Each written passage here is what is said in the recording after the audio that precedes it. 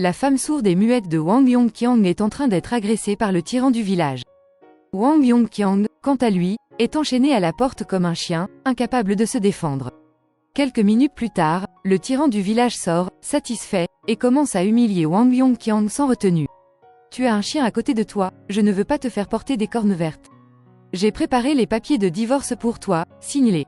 À partir de maintenant, ta femme est à moi. Cet homme lâche s'appelle Wang Yongqiang.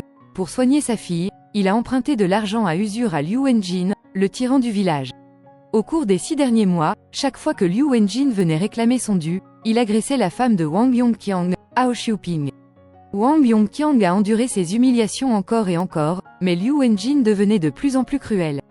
Allant même jusqu'à proposer un plan de remboursement honteux. Je dis que ta femme, une fois, c'est comme si tu me remboursais 200 yuan. Les fois précédentes comptent aussi, c'est équitable, non? Souviens-toi, à partir de maintenant, chaque fois que je viens, tu me dois ça. Si je ne peux pas récupérer l'argent, j'ajouterai 100 yuan de frais de garde. Face aux humiliations de Liu Wenjin, pourquoi Wang Yongqiang ne choisit-il pas de porter plainte? La réponse est qu'il n'ose pas.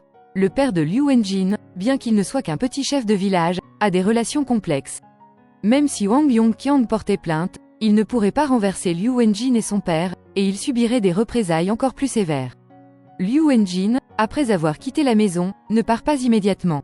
Il s'assoit effrontément à la porte, fumant une cigarette, sans aucune crainte d'avoir commis un crime grave. Il est convaincu que Wang Yongqiang n'osera pas se défendre. Wang Yongqiang détache ses chaînes et sa femme, les vêtements en désordre, sort et lui dit en langue des signes qu'elle ne veut plus vivre.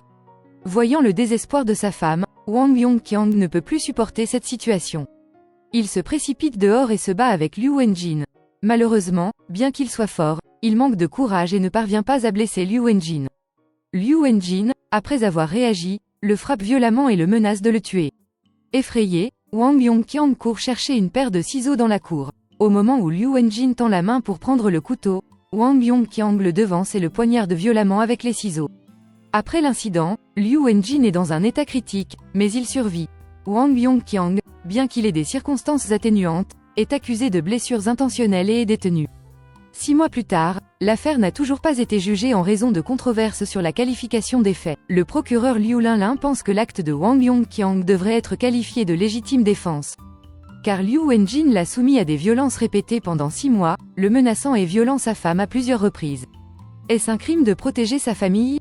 Les forces de l'ordre, cependant, contestent cette qualification, arguant que l'acte de violence avait déjà cessé au moment où Wang Yongqiang a attaqué Liu Wenjin, et qu'il n'y avait donc pas d'urgence à empêcher une agression illégale.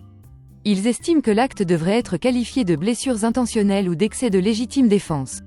Liu Linlin réplique immédiatement que, selon les aveux de Wang Yongqiang, il a poignardé Liu Wenjin pour l'empêcher de prendre un couteau et de le tuer. Les forces de l'ordre continuent de s'opposer, affirmant qu'elles n'ont pas trouvé le couteau en question. Et que Wang Yongqiang pourrait l'avoir inventé pour atténuer sa peine.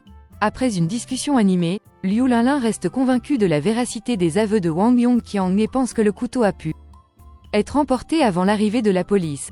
Elle insiste pour retrouver le couteau avant de qualifier l'affaire. Cependant, en raison du retard de l'accusation, le père de Liu Wenjin a déjà menacé le bureau du procureur à plusieurs reprises pour venger son fils.